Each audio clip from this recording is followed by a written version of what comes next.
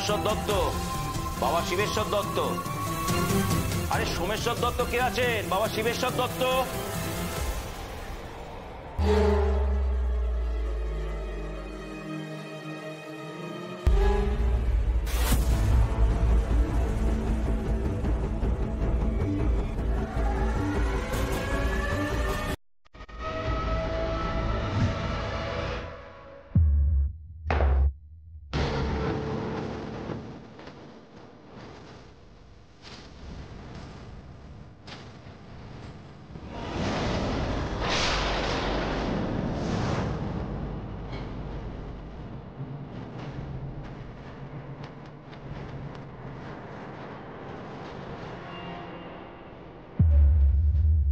কিরে সোম, এতগুলো সমস্যা, তোর ভোটাররা চিনে তোরা ভোট দিতে পারবে তো? সরকারে বলবি একটা ছবি তোর ব্যালটের মধ্যে দিয়ে দেবে, এটা আবেদন করে যা, আবেদন করে যা।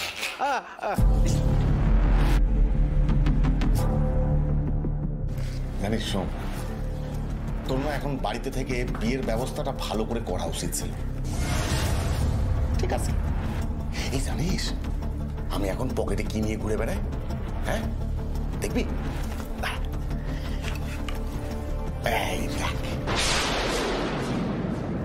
এটা তোর বোনের মাথায় পড়া সিঁদুর। শুধুমাত্র ভোটের রেজাল্টের অপেক্ষা, তারপরে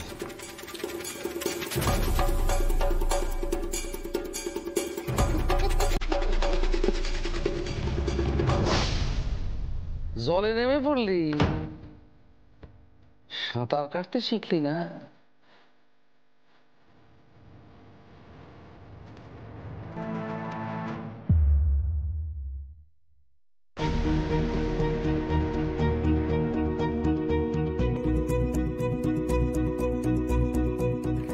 সত্যিই তো রেশম, আমাদের গ্রামের সহজ সরল সাতাশিদের মানুষ, তারা তো বুঝতেই পারবে না কোনটা তুই। সাহেব যে এমন নোংরা একটা চাল চালবে আমি ভাবতেই পারিনি। যতই চাল চালক সুবতী কাকা, আসল চাল কিন্তু উনি চালবেন। তিনি হলেন আমাদের মা ভুবনেশ্বরী। আমি যদি সৎ পথে থাকি উনি আমাকে পথ দেখাবেন। আমি জানি আমাকে উনি পথ দেখাবেনই। সামনেই ভুবনপুরে প্রেসিডেন্ট নির্বাচন। এই নির্বাচনে আপনাদের সব মানে আমাদের সমুদায়কে ভোটকার চিহ্নে বিপুল ভোটে জয়যুক্ত করুন। আপনারা মনে রাখবেন, দরকারে অদরকারে আপদে বিপদে আপনারা সবসময় কিন্তু কাছে পাবেন সমুদায়কে। তাই আবারও বলছি, ভোটকার চিহ্নে ভোট দিন। এই ভোটকার চিহ্নে ভোট দিন।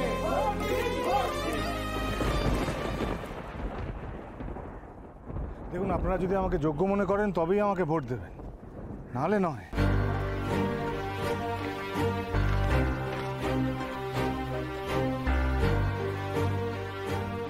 আমার নাম সোমেশ্বর দত্ত, আমি ভুবনপুর গ্রামের বাসিন্দা, আপনাদেরই মতনই। এই ভুবনপুর আমার মাটি, এই ভুবনপুর আমার গ্রাম, এই ভুবনপুরে আমার জন্ম। আমি রাজনীতি খুব ভালো জানি না, হয়তো বুঝিও না, কিন্তু এই ভুবনপুরকে চিনি, রঙে রঙে চিনি। এই ভুবনপুর আমার মাটি, এই মাটিকে আমি চিনি।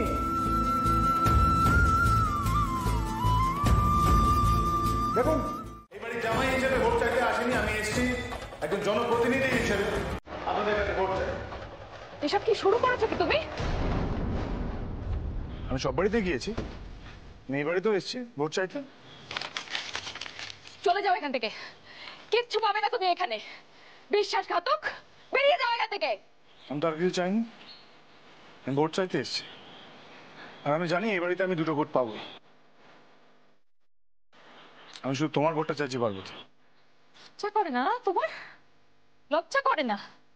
এত কিছুর পর তুমি আমার কাছে এখানে ভোট চাইতে এসেছো কেন? চলে যাও এখান থেকে। শো, এক্ষুনি এখান থেকে চলে যাও। লজ্জা কেন করবে? কি করেছে আমি? কিছু করনি তাই না? কিচ্ছু করনি তুমি। বিয়ের দিন সিদ্ধার্থকে মেরে হুমকি দিয়ে এই গ্রাম ছাড়া করেছো, জোর করে আমার সিঁথিতে সিঁদুর পরিয়েছো। আর এই সমস্ত তুমি কেন করেছো আমি জানি না ভেবেছো? আমি জানি না তুমি কোনোদিন চাওনি যে সিদ্ধার্থের সাথে আমার বিয়েটা হোক, কারণ তুমি আমায় ভালোবাসতে, আর তোমার ভালোবাসাকে আমি সম্মান করেছিলাম। আর তুমি তুমি কি করলে?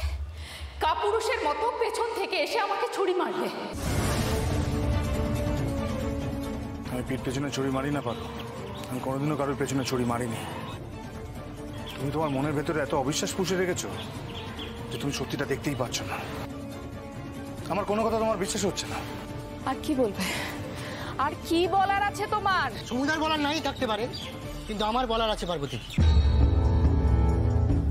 সত্যিটা না জেনে তুমি তুমি সমুদাকে এভাবে অপমান করতে পারো না। আচ্ছা মা, চুপ কর চুপ কর। কিছু বলবো না মানে? বলবো, আমি বলবো। তুমি যদি না বলো না, আমি বলতে কিন্তু বাধ্য হবো সমুদা। কি সত্যি কথা বলছো? কি সত্যি কথা বলছে? আর কি কি সত্যি তুমি আমার থেকে লুকিয়ে রেখেছো সোম? বলো, চুপ করে আছো কেন? কথাগুলো কিন্তু তোমাকে আমি বলতে চাইনি পার্বতী, তার কারণ আমি চাইনি তুমি কখনো কষ্ট পাও।